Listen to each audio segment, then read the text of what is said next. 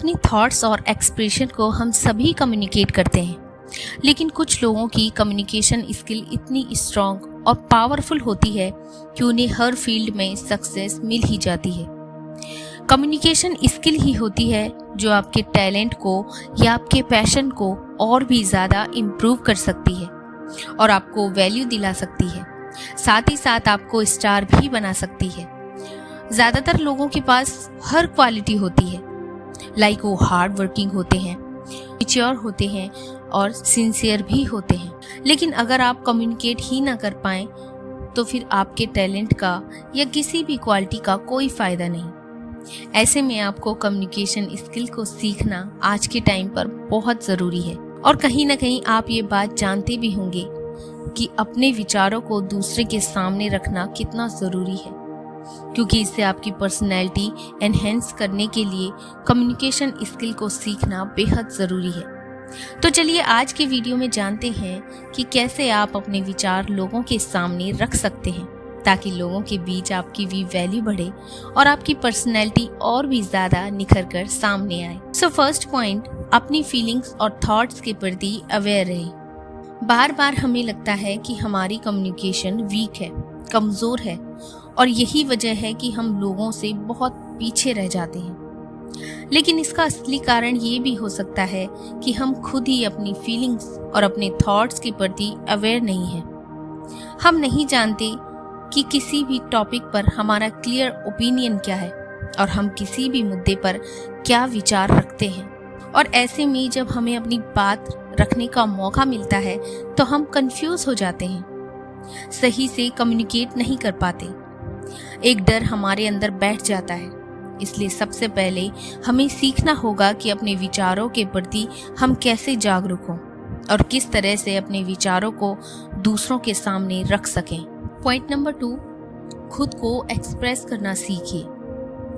कभी कभी हम ओवर कॉन्फिडेंट हो जाते हैं। अचानक से ऑफिस कॉन्फ्रेंस में या फिर दोस्तों के बीच बोलने के लिए उतावले हो जाते हैं। लेकिन ऑफिस कॉन्फ्रेंस में या कई लोगों के बीच बोलने के लिए तैयार मत हो जाइए, बल्कि छोटे छोटे स्टेप लीजिए और प्रैक्टिस कीजिए कि आपको क्या बोलना है और कैसे बोलना है। अपने आप से क्लियर कम्युनिकेट करना शुरू कीजिए।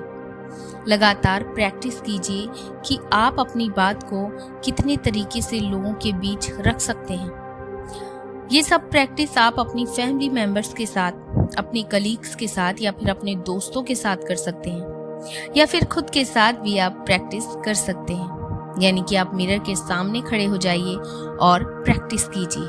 पॉइंट नंबर 3, बॉडी लैंग्वेज पर भी ध्यान दें। जितना ज़रूरी मुंह से बोले हुए शब्द हैं, उतने ही ज़रूरी होते हैं आपके शरीर के हाव भाव और फेस एक्सप्रेशन। अपनी बात को इम्प्रेसिव वे में प्रेजेंट करने के लिए आपको अपनी कम्युनिकेशन के साथ साथ हाथों के हाव भाव भी सीखने होंगे। यानी आपको बॉडी लैंग्वेज पर भी अपनी कमांड बनानी होगी, क्योंकि कई बार बोलने से ज़्यादा इशारे भी बहुत कुछ कर जाते हैं। बात करते समय अपना पोस्चर बनाए रखिए। इसलिए कम्युनिकेशन के दौरान अपनी बॉडी लैंग्वेज के प्रति आपको अवेयर रहना होगा। बात करते समय हाथों को बांध कर मत रखिए, बल्कि ओपन हैंड जेस्चर का यूज कीजिए।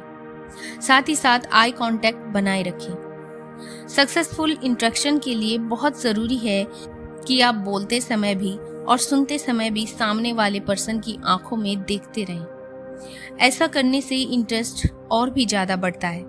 अगर एक से ज़्यादा लोग आपकी बात को सुन रहे हैं तो सभी से थोड़ी थोड़ी देर आई कांटेक्ट बनाएं, ताकि किसी को भी ये न लगे कि आप उन्हें इग्नोर कर रहे हैं। Point number 4, using words properly. बोलते समय सही शब्दों का यूज़ करें। लोग आपसे या आपकी बातों से तभी इम्प्रेस होंगे जब आप सही शब्दों का इस्तेमाल करेंगे। बात करते समय साफ साफ बोलें और अपने प्रोनाउंसिएशन पर भी आपको वर्क करना होगा, ताकि आप वर्ड्स को सही तरीके से प्रोनाउंस कर सकें। सो फ्रेंड्स, आप चाहे स्टूडेंट हो, ऑफिस वर्कर हो या होम मेकर, अपनी कम्युनिकेशन को बेहतर बनाने के लिए आप इन टिप्स को फॉलो ज़रूर कीजिए।